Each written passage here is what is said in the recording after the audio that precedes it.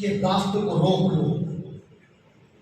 جب حضرت عباس علمدار جب نہر فرات کی طرف بڑھنے لگے، دریا کی طرف بڑھنے لگے، تو یزیدی فوج نے عباس علمدار کو روک لیا۔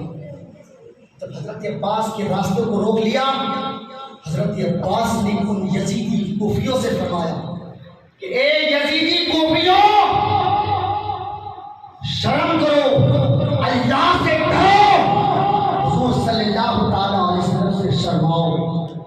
ہمیں افسوس ہے، سخت افسوس، اس لیے کہ تم نے بے شمار خطوط کو بھیج کر نواسائے رسول کو تم نے دعوت دی، اور وہ نواسائے رسول امام حسین سفر کی مشقتیں اٹھا کر جب تمہاری زمین پر جلوہ افروز ہوئے، تو نواسائے رسول کے ساتھیوں کو، ان کے بھائی کو، ان کے بھتیجوں کو، ان کے دوست و احباب کو تم نے پیاس اور بھوک کی شدتوں سے تم نے ایک ایک کر کے شہید کر دیا۔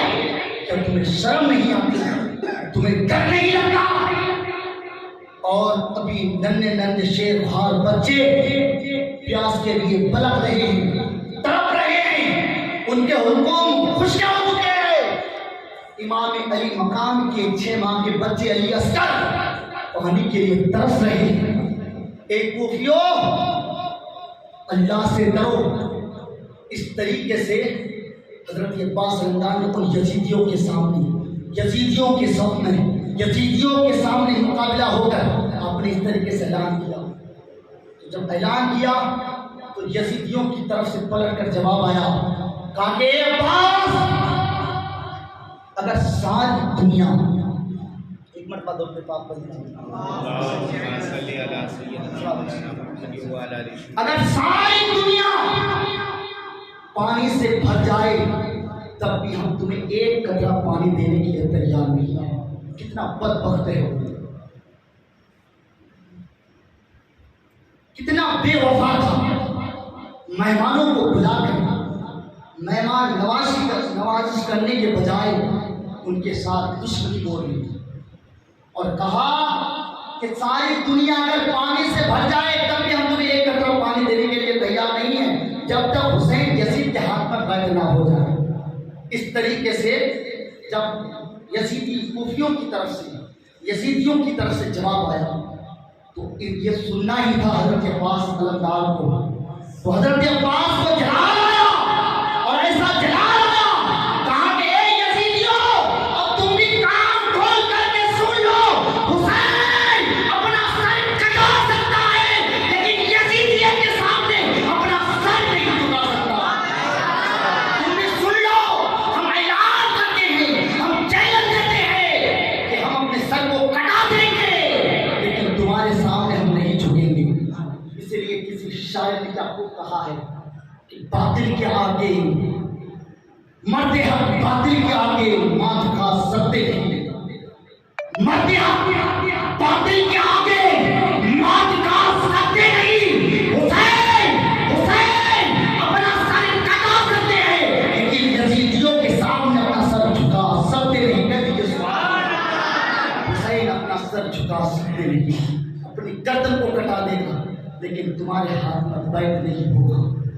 جلال میں آپ نے فرمایا، پھر حضرت عباس علمدار شیر کی طرح، کہہ دیجیے سبحان اللہ، شیر کی طرح ان یزیدیوں کے سامنے گھس گئے اور ان یزیدیوں سے مقابلہ کرنے لگے۔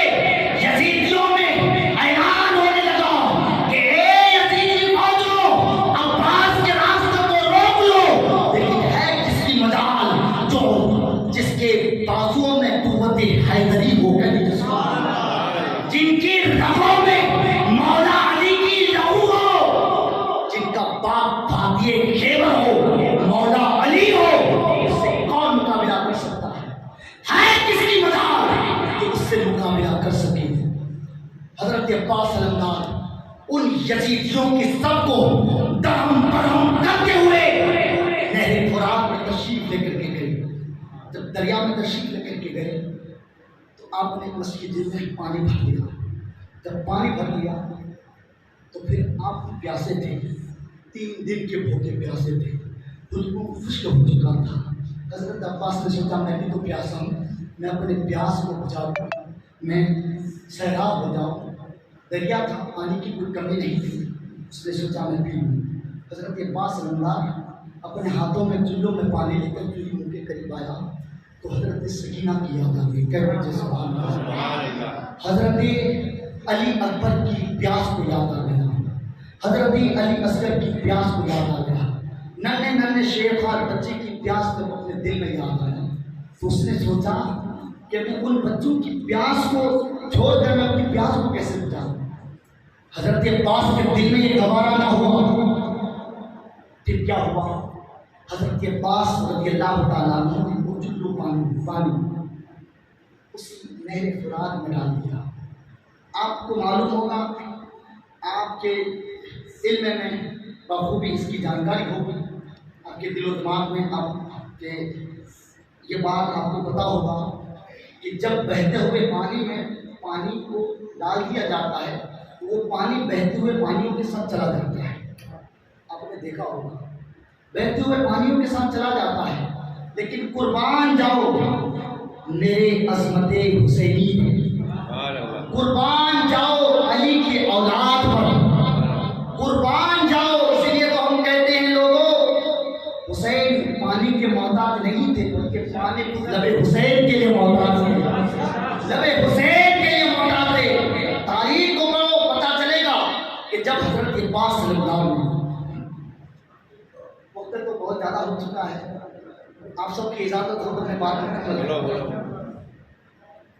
तो अब्बास अलमदार ने जब वो पानी बहते हुए पानी में मेरे कुरान में डाल दिया, अब वो पानी आम पानी की तरह नहीं रहा। बहते हुए पानी में वो पानी नहीं जाने लगा, बल्कि हुआ क्या कि चूड़ी वो पानी अब्बास ने पीने से छोड़ दिया। अब वो पानी उसी जगह पे रुक गया। पानी अब बहते हुए पानियों के साथ नहीं जा रहा है, पानी ठहर चुका है। जब वो पानी ठहर गया तो हुआ क्या, वो पानी अब्बास अलमदार के हवाले से वो पानी रब की बारगाह में इंतजार करने लगे। कह दीजिए सुभान अल्लाह। रब की बारगाह में उस पानी ने अर्ज़ किया, मौला तेरे परवरदिगार, मुझसे कौन ऐसी खता हो गई जिसने अब्बास ने मुझे पिया नहीं, उससे कौन ऐसी गलती हुई। पानी ने अपने आप को जो है ये महसूस किया होगा कि शायद मुझसे कोई खता हो गई है, मुझसे कोई जुल्म हो गई। लेकिन जब वो पानी रब की बारगाह में अर्ज़ करने लगे तो फिर इतने में हज़रत अब्बास ने जब पानी मेरे फराग में डाल दिया, फिर अचानक हज़रत अब्बास अलमदार की नज़र घोड़े पर पड़ी। जब घोड़े पर नज़र पड़ी तो हज़रत अब्बास ने देखा कि ये भी तो प्यासा है, इसे भी तो भूख लगती है, इसे भी तो प्यास लगती है। ये एक दरिया में एक किनारे पर जहाँ पानियों का अंबार है, पानी की कुछ कमी नहीं है, यहाँ एक घोड़ा पानी क्यों नहीं पी रहा है। तो हज़रत अब्बास ने उस घोड़े से फरमाया, अरे घोड़ा तू भी तो प्यासा है, तू भी तो 3 दिन तक भूख और प्यास की शिद्दत को बर्दाश्त कर रहा है, तू पानी को क्यों नहीं पी रहा है, तू तो अपनी प्यास को बुझा ले। तो जब इस तरीके से हज़रत अब्बास अलमदार ने घोड़े से कहा कि तू अपनी प्यास को बुझा ले, तो वो घोड़ा की आंखों से आंसू निकलने लगे और रोते हुए अब्बास अलमदार से कहने लगा कि अब्बास, मैं अहले बैत का बेवफा नहीं हूँ बल्कि वफादार हूँ। जब आपने इन नन्हे नन्हे शेरखार बच्चे की प्यास को देखकर जब आपने अपनी प्यास को नहीं बुझाया, तो क्या मैं आपकी प्यास को देखकर क्या मैं अपनी प्यास को बुझा लूं? नहीं, मैं कुर्बान हो जाऊंगा, लेकिन अहले बैत से गद्दार नहीं करूंगा। मैं मर जाऊंगा, कट जाऊंगा, लेकिन मुझे उसी में मेरी मर्जी होगी, उसी में मेरी खुशी होगी। लेकिन मैं ये नहीं चाहता कि अहले बैत और आपकी मोहब्बत को छोड़कर मैं अपनी प्यास को बुझा लूँ। अल्लाहु अकबर, घोड़े रोते हुए कहा। फिर जब घोड़े ने भी पानी पीने से इनकार कर दिया پھر حضرت عباس علمدار نے کہا کہ چلو کسی طریقے سے یہ پانی یہ مسجدہ حسینی خیمہ تک پہنچ جائے۔ اب کیا ہوا کہ حضرت عباس علمدار جب مسجدے میں پانی بڑھا اور اتنے میں یزیدی فوج نے ایک عام اعلان کرنے لگا اور کہنے لگا کہ اے لوگوں، یعنی اعلان کیا کہ اگر عباس علمدار نے اگر یہ مسجدہ یہ پانی اگر حسینی خیمہ میں اگر لے کے چلا گیا تو یاد رکھنا کوئی عورت یعنی سب کی عورت بیوہ ہو جائے گی، جن کے گھر میں جتنے بھی بچے ہوں گے سب یتیم ہو جائیں گے، سب کو قتل کر دیا جائے گا۔ اگر پانی اگر خیمہ میں پہنچ گیا تو ہماری اور آپ کی وہ طاقت نہیں رہے گی جو ہم حسینی سے مقابلہ کر سکیں۔ اس لیے اعلان کر دیا اور 10,000 یزیدیوں نے عباس کے راستوں کو روک لیا۔ اب بتاؤ 10,000 یزیدی ایک طرف، تنہا عباس علمدار ایک طرف۔ اب سوچ سکتے ہیں کہ جہاں 100 کتا ہو اور اسی جگہ پہ ایک شیر ہو تو شیر کا کام ہے چیرنا پھاڑنا، لیکن 100 کتے کے سامنے کس کو کاٹے گا، کس کو مارے گا؟ یہاں تو 10,000 کی بات ہے۔ 10,000 یزیدیوں کے سامنے ہلچل مچ گئی، قرآن مچ گیا، کہاں کہ عباس کے راستوں کو روک لیا جائے، پانی کو باندھ دیا جائے، کسی بھی طریقے سے یہ پانی خیمہ میں نہ پہنچ سکے۔ پھر حضرت عباس شیر کی طرح، کہہ دیجیے سبحان اللہ، شیر کی طرح حسینی خیمہ کی طرف بڑھنے لگے۔ جب بڑھنے لگے، اب جب یزیدی عباس علمدار کے سامنے مقابلہ کرنے کے لیے آیا، پھر حضرت عباس علمدار ہاتھ میں مسجدہ بھی لیے ہوئے ہیں اور دونوں ہاتھوں سے تلوار چلا رہے ہیں۔ ہے کسی کی مجال جو عباس علمدار کی بازوؤں کو روک سکے؟ ہے کسی کی طاقت جو عباس کی تلوار کو روک سکے؟ قسم خدا کی مسلمانوں، اب حضرت عباس اس تلوار کو لے کر ہواؤں میں تلوار کو لہراتے ہوئے ان یزیدیوں کی گردن کو کاٹنے لگے، ان یزیدیوں کی گردن کو کاٹنے لگے اور ان یزیدیوں کی گردن کٹ کٹ کر ایسے زمین پر گرنے لگے جیسے لوگ کافر گولی کو کاٹ رہے ہیں۔ کسی کی مجال نہ رہی عباس علمدار کے راستوں کو روک سکے۔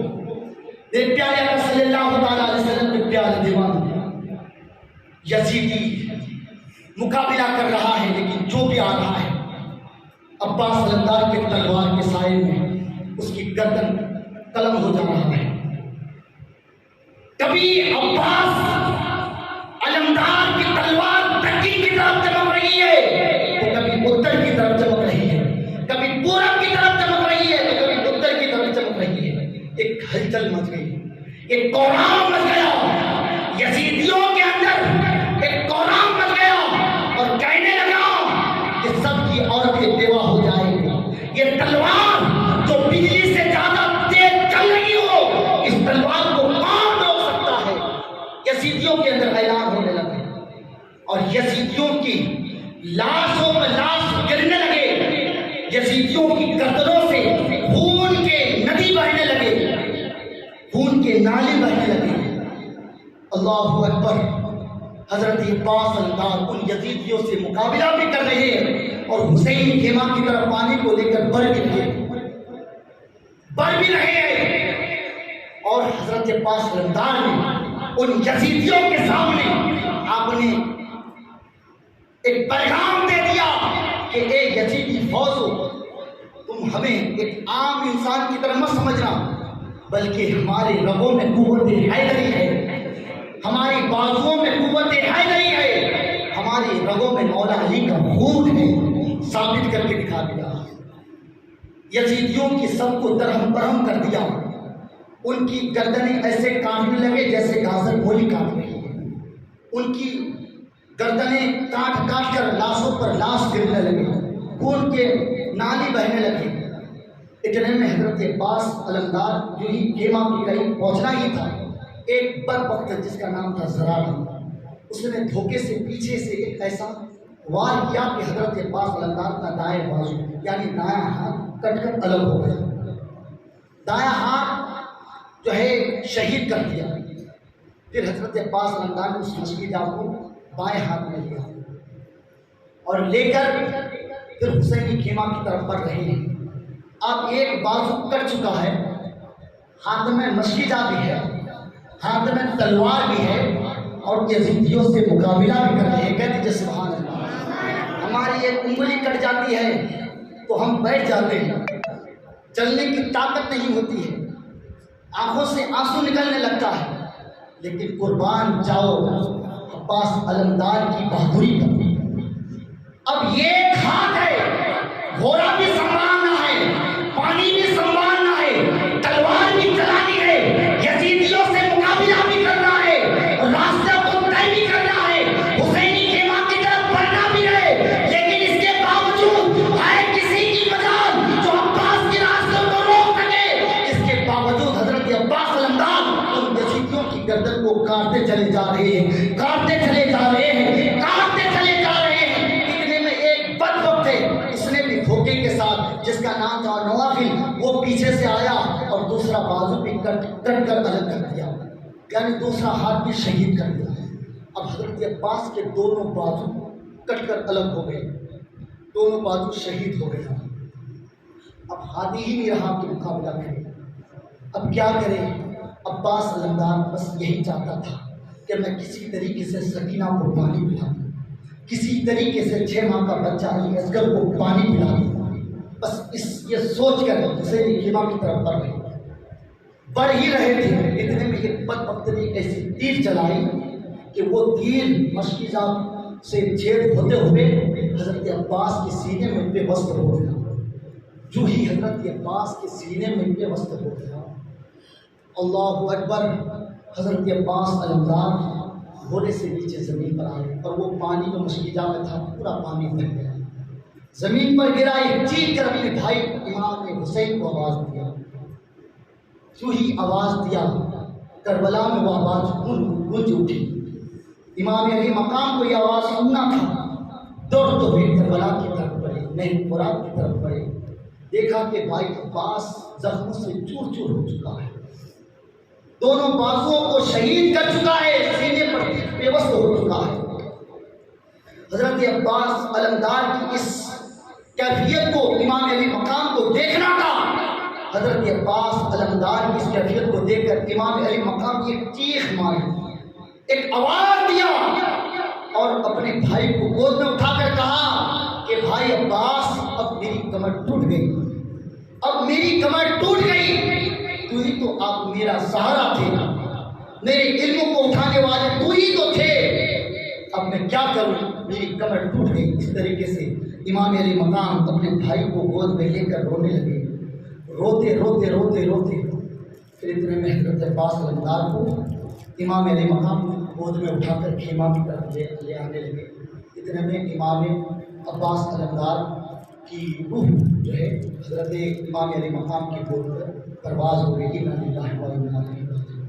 اس لیے میرے دوستوں سے کہتے ہیں کہ پیاس کا عالم ہوٹ بھی کھولے، ہاتھ میں جھولے علی اصغر کے بولے، بابا اب کر دو قربان میری ننھی سی یہ جان، دل ہے بے تاب تیر کھانے کے لیے۔ تو یہ لوگ جو ہے جام شہادت کی جو شوق میں ہی تھے، اور میرا ایمان کہتا ہے کہ حالانکہ جب امام حسین اس کیفیت میں تھے، پیاس کے حالت میں تھے، تو دریا جو ہے وہ امام حسین سے کہتے تھے کہ اگر آپ کی اجازت ہو جائے تو ہم ابل کر آپ کے قدموں تک آ جائیں۔ تاریخوں میں ملتا ہے، اسرار خطابت آپ مطالعہ کیجیے آپ کو ملے گا۔ جبریل کہتے ہیں کہ آپ کی اجازت ہو جائے تو میں سمندر کو پلٹ کر آپ کے قدموں پر رکھ دوں۔ اس طریقے سے سارے فرشتے اسرار کرنے لگے، اور خدا چاہتا تھا کہ حسین اگر لبے صرف لفظ سے نکلنا تو دور کی بات اگر سوچ لیتے تو زمین پھٹ کر ان کے سینوں سے پانی ابلتا ہوا نظر آتا، لیکن بحکم الہی یہ تھا، ہمارا ایمان یہ کہتا تھا کہ اللہ نہیں چاہتا کہ اس دنیا کی پانی کو پی کر جام شہادت حاصل کرے، بلکہ اپنی پیاس اور بھوک کی شدت کو برداشت کرتے ہوئے شہادت کا جام شہادت حاصل کر لے، اور پھر حضور صلی اللہ علیہ وسلم کے دست مبارک سے جام کوثر پی کر سیراب کر سکے۔ نعت علی پڑھ کر سب کو بھگا دیا، نعت علی پڑھ کر سب کو بھگا دیا، ایک شیر نے فرات سے سب کو بھگا دیا، چلو میں لے کے پانی پہ مار کے، چلو میں لے کے پانی پہ مار کے، عباس نے فرات کو بھی پانی پلا دیا۔ جگر عباس اگر میرے لب پہ آتا ہے تو اس میں زہرا کی دعاؤں کا اثر آتا ہے، جگر عباس اگر میرے لب پہ آتا ہے تو اس میں زہرا کی دعاؤں کا اثر آتا ہے۔ ارے کٹ گئے ہاتھ مگر شیر کا غصہ نہ گیا، کٹ گئے ہاتھ مگر شیر کا غصہ نہ گیا، زخم کھا کر بھی وہ کرار نظر آتا ہے، زخم کھا کر بھی وہ کرار نظر آتا ہے۔ ارے شام کی فوج کو یہ بات معلوم نہ تھی، ارے شام کی فوج کو یہ بات معلوم نہ تھی کہ یہ علی کا وہ بیٹا ہے جسے کٹے ہاتھ بھی لڑنے کا ہنر آتا ہے۔ اس لیے شاید کرتے ہیں پکارے عباس ایسے پینا، میں پانی لاؤں گا وہ پینا، کٹے ہے بازو چھدا ہے سینا، ابھی میرا سر کٹا نہیں ہے۔ دونوں بازو کٹ چکے ہیں لیکن تب بھی عباس علمدار کی ہمت کو دیکھو، جذبات کو دیکھو۔ اس لیے شاعر کہتے ہیں کہ خاک کربل پر کبھی کعبہ بنا کر دیکھیے، مثل فرزند علی گردن کٹا کر دیکھیے۔ شاعر کہتے ہیں کہ روح ہو جائے گی تازہ، صاف ہو جائے گا دل، یاد میں حسین کی آنسو بہا کر دیکھیے، یاد میں سرکار کی آنسو بہا کر دیکھیے، اور کانپ جائے گی زمین و آسمان، دشت و جبل، کہہ دیجیے سبحان اللہ۔ اس شعر کا آپ کو نعرہ لگانا ہے۔